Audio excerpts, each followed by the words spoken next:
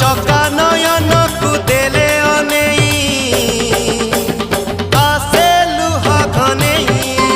तोर कड़ा बदन को देले अनेई आसे लुहा घनेई